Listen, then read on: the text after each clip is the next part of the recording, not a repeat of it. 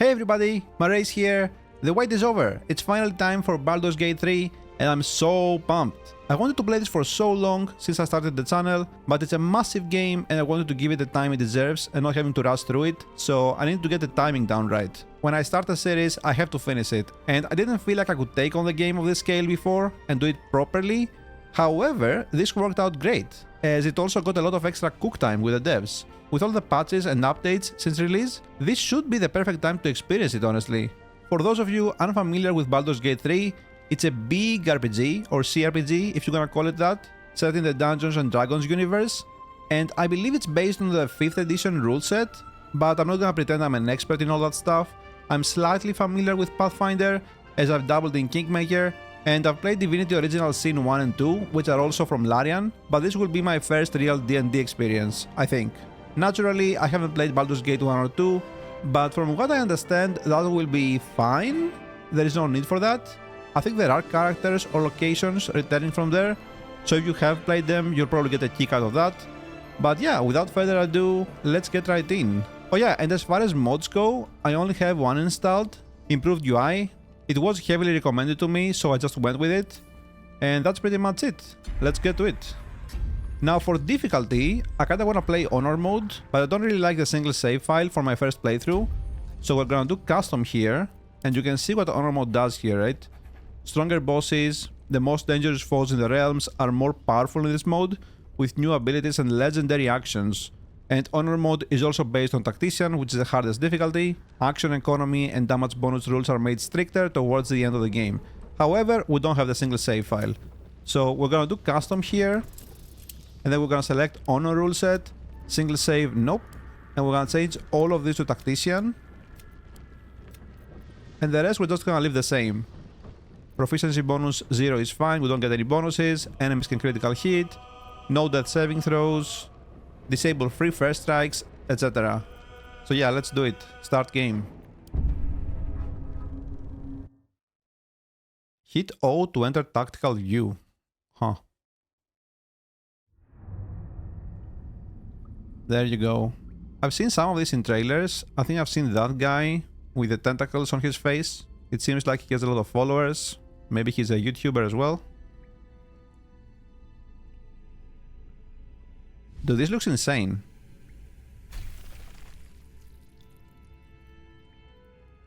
I know it's pre-rendered, but still. Oh, they can float. Oh, I've seen her. I think that's one of the companions.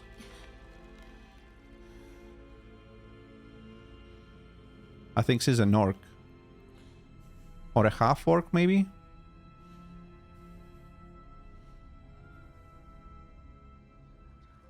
Nice nails. They only have 4 fingers.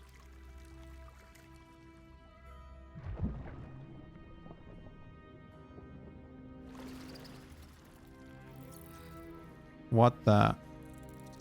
Oh no, is he gonna put it in here?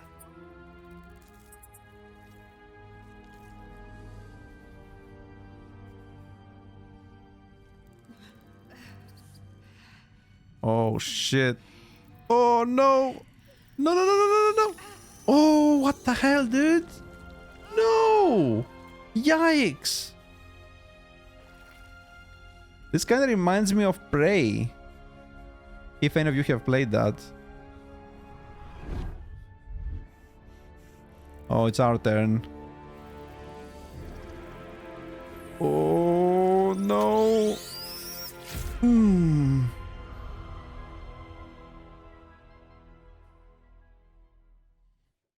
Okay. Oh, there we go. We get to create our character. So... Origin. Okay, these are origin characters, similar to Divinity Original Sin 2. Astarion. I know this guy. I know her. Lae'zel. I think I've seen her as well.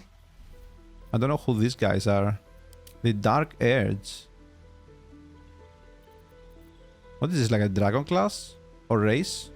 You remember nothing but a path paved with blood. Unimaginable cruelty whispers to you from within. Can you escape it? Would you even want to?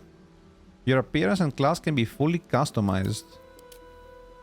Oh, so if we play with these guys, we play as them. I think these are our companions. But if we play with this guy, we can customize our stuff. Oh, so this guy is like pure evil. We're gonna play all of this. Listen to the character story.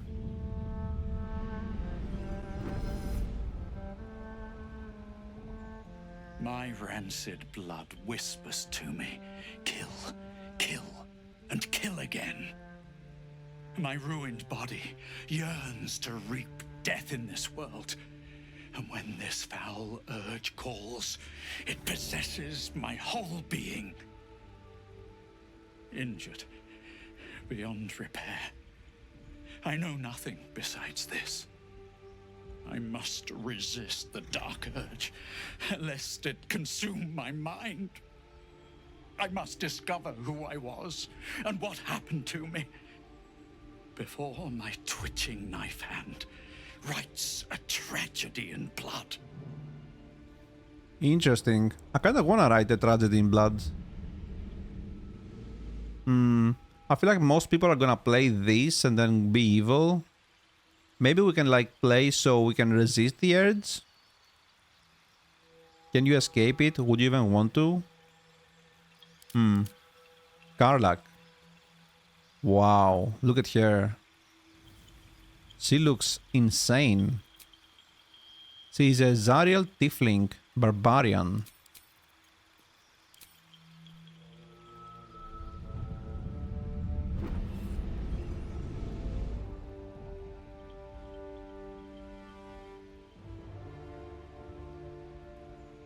Years ago, I was sold to the Archdevil Zariel. She put a hellfire engine in my chest and made me her prize soldier. But I've escaped now. Thank you, Mind Flayers. And I've got a few scores to settle if this engine doesn't burn me to ash first. I'll need people I can trust, an infernal mechanic, and a serious amount of luck. But you know what? I'm not worried. After 10 years in the Hells, I can take on anything. I've got my chance at freedom, and believe me, I'm going home. Interesting. She talks about Mind Flayers. I guess the guy that put the parasite in our head is called a Mind Flayer. And she has an infernal engine, blazing furiously where her heart used to be. She was abducted by Archdevil Zariel. I was forced to serve her. Okay. Will. So this guy is a human warlock. Yeah, he kinda looks like a warlock. Known as the Blade of Frontiers, Will used his magic to fell the monsters and devils menacing the Short Coast. In a moment of desperation, he accepted an offer of greater power, forcing him into an infernal game he is struggling to play. Also, he made a pact with something, as warlocks do.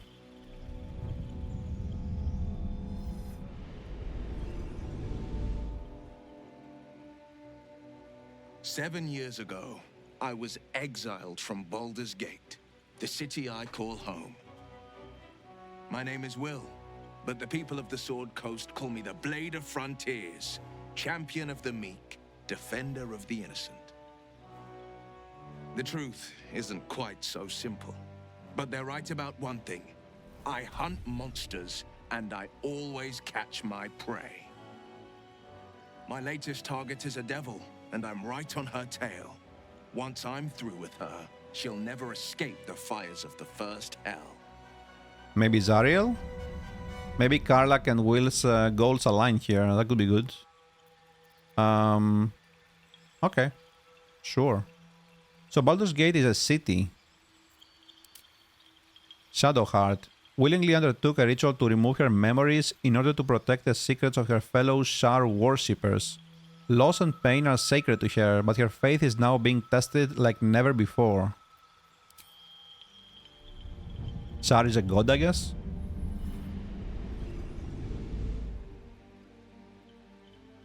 My name is Shadowheart, loyal servant of Shar, goddess of darkness and loss. There is little more I can tell you than that. My Lady Shar tasked me with a mission of such secrecy that I surrendered great swathes of my memory in order to safeguard the knowledge of it. All I know is that I must bring the artifact I hold to Baldur's Gate, and that nothing can stand in my way. My goddess is watching. Okay. So she worships Shar, and Shar is the goddess of darkness and pain, it said?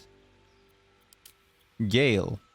Gale's wizarding prowess once earned him the love of Mystra, the goddess of magic, until his ambition led him to the brink of catastrophe.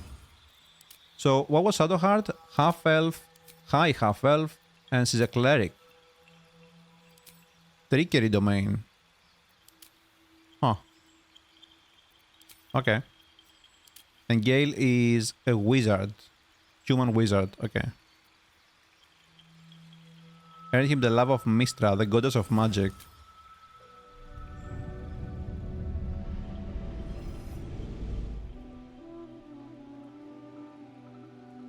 Well met, stranger. You find yourself in the presence of the renowned wizarding prodigy, Gale of Waterdeep. Please, no need to be intimidated. Yeah, he sounds like My a wizard. virtuosic talents once caught the eye of the goddess of magic herself, Mystra, who named me her chosen, and her lover. Thanks to a slight miscalculation on my part, that relationship eventually soured, as did the greatest of my powers. Now I'm merely a humble wizard on the road to redemption. Unless I can find the path to something greater. Interesting. This guy kind of reminds me of Red Prince from Divinity Original Sin 2, no? Okay, Gale. Then we have Lae'zel. I hope I'm pronouncing that right. Was raised ready for a life amongst the stars, mercilessly conquering the cosmos as a Githyanki soldier. Oh, she's a Githyanki. What even is that? I thought she was an orc. With a ruthlessness born from mind flayer enslavement, Githyanki ride the astral sea atop red dragons, bringing their silver swords and psionic might to bear against any trace of the illicit menace. Astral knowledge. Mage Hunt. Okay, sure. And she's a fighter. She has some really cool armor.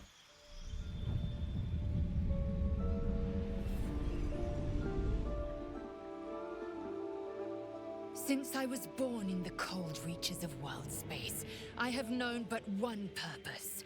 To wield a silver sword and ride a red dragon in service of my regent, the Githyanki Queen Vlaakith. My first step on this path is to slay a mind flayer and bring its head to my queen. There is no flesh I will not carve, and no barrier I will not shatter to see it done. I am the one who sunders. I am the Undying Queen's most unshakable warrior. I am Lae'zel of Kalir. Kalir. Interesting, so she wants to do good by her queen, Vlaakith I think she was called, and she wants a silver sword. Astarion. After 200 years serving a cruel master, the vampire spawn Astarion is finally free. Oh, he's a vampire. Charlatan background. High elf, rogue. Yeah, he kinda looks like a rogue. Has a dagger. Oops. Astarion is finally free, free to walk in the sun, free to chase power, and free to take revenge.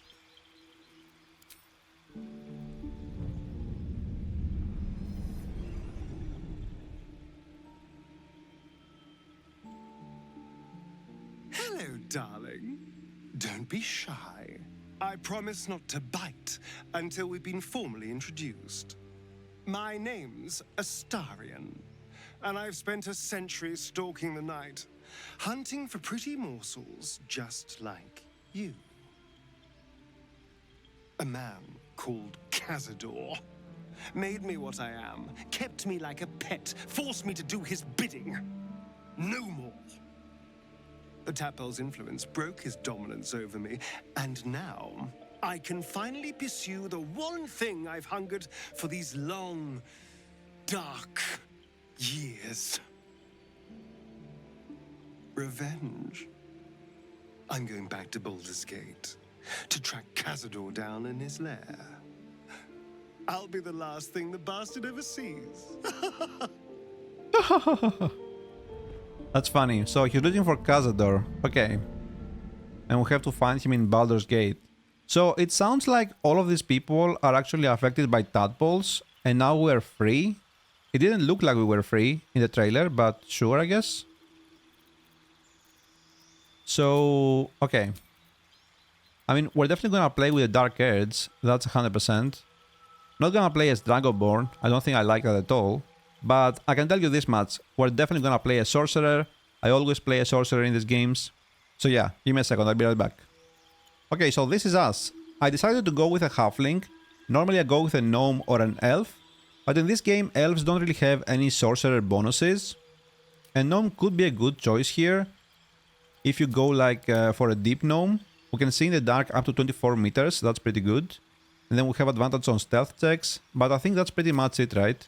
We get this as well, but I don't know how useful this is gonna be.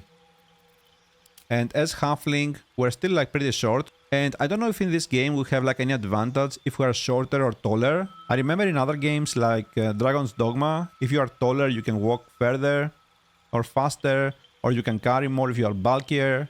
And if you are shorter, you can pass through holes that other people can't. So I don't know if that's gonna be a thing in this one. But as Halfling, we get lucky. So this will probably reduce our number of reloads. And because I don't really wanna reload too much in the first place, I think this will be very useful for us. Then this one is okay. I don't know how often we're gonna encounter being frightened. So I can't say how relevant this is going to be. And as a Lightfoot Halfling, we get advantage on stealth checks anyway, similar to Gnomes. So I feel pretty good about this one. Then of course we're a Sorcerer. I went through all of these and read about them. They all seem very, very interesting. Some of them more than others.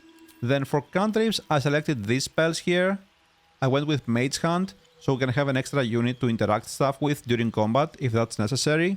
Then this one was very interesting to me. I don't think I've seen something like this before, and I don't know how this works exactly. It says we gain advantage on charisma checks against a non-hostile creature.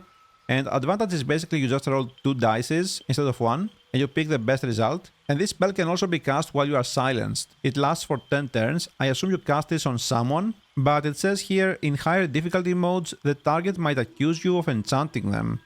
So I don't know what that means exactly. Are they gonna become hostile? And if they become hostile while we're inside the town with other people around, are they all gonna be hostile? We'll have to pay close attention to that. And as far as I can tell, you can only concentrate on one thing at a time.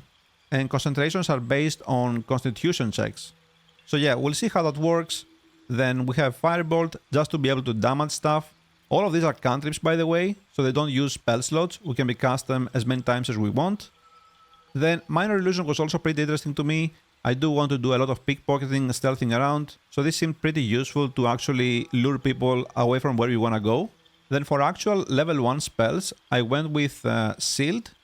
This seemed very important to me. It was either this or Mage Armor, but I'll show you why I didn't pick Mage Armor in a second. First of all, this is a reaction spell, so I think the game automatically casts that when we are about to get hit, and this seems really interesting to me. I kind of want to see how that works. And also, Mage Armor increases our armor class to 13, but because we're of Draconic Bloodline, we get this. When you aren't wearing armor, your base armor class is 13, so our base armor class is 13 by default anyway. And for the other spell, I chose Sleep. Now, I don't know how useful this is gonna be.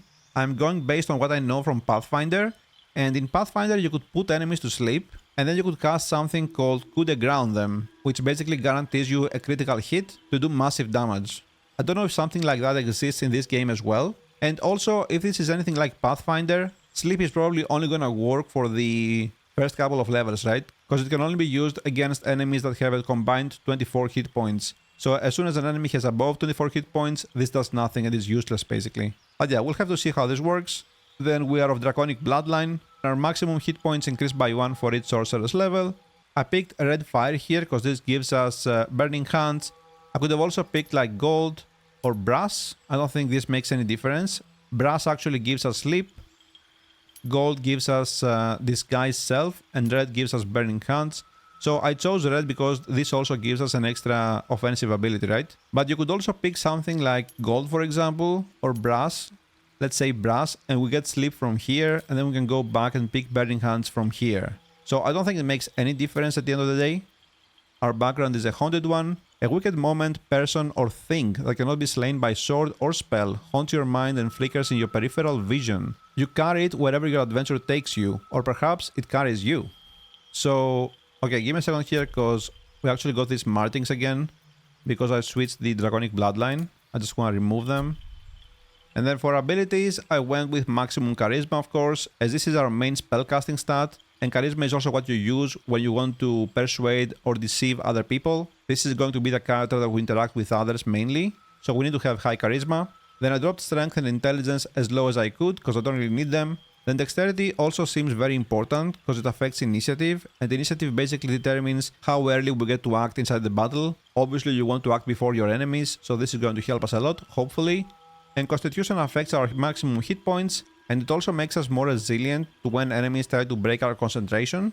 So very, very good stat overall. And finally, for skill proficiencies, I just went with Persuasion and Deception, since this is going to be the main character that will interact with other people. And yeah, that's pretty much it. So let's proceed here. Our name is Marace. Oh. Wait, what is this? I need a guardian?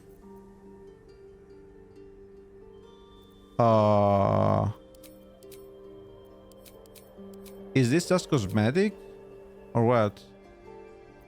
They don't seem to have like any stats or stuff, or like classes.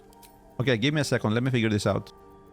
Okay, so honestly, I just went here and randomized this until we got something like this, and then I just changed the hairstyle. So apparently our guardian is Geralt of Rivia, or something akin to that. So let's venture forth. Man, I'm excited.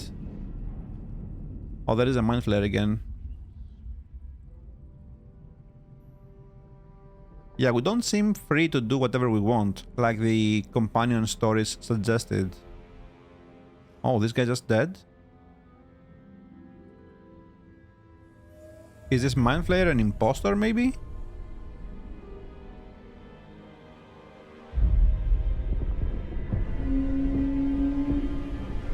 Wow.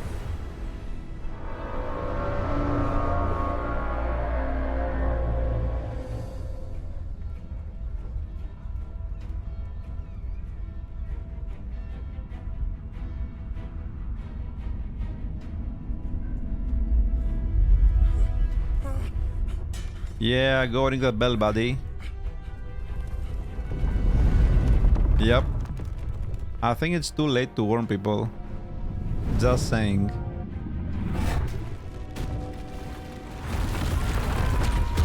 Holy. Oh!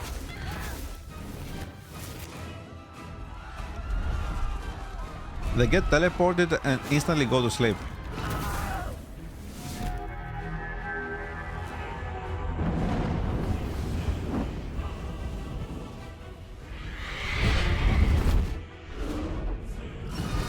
This is so sick. Oh, I think this guy is a Githyanki. It said they run on top of red dragons, right?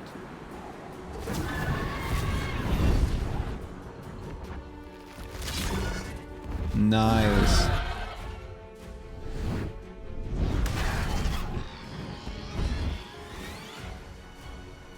The dragon is gonna save him. Yep. That's a classic.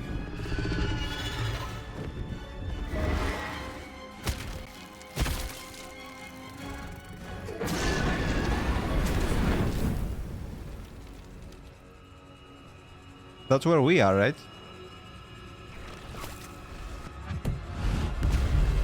Wow. That was cool. That was really cool. The music is so good as well, right?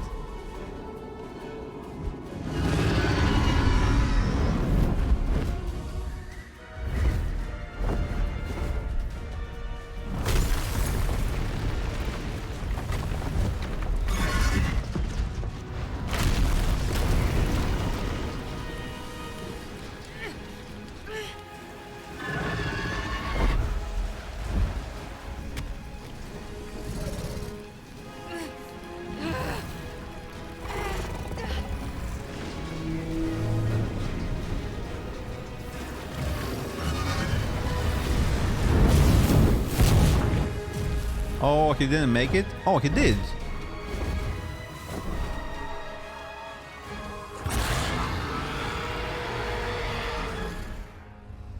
Yeah, that's insane. That was so well done.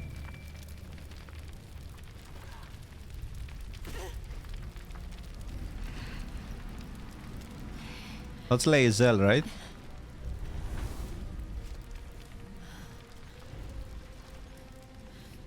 Free us.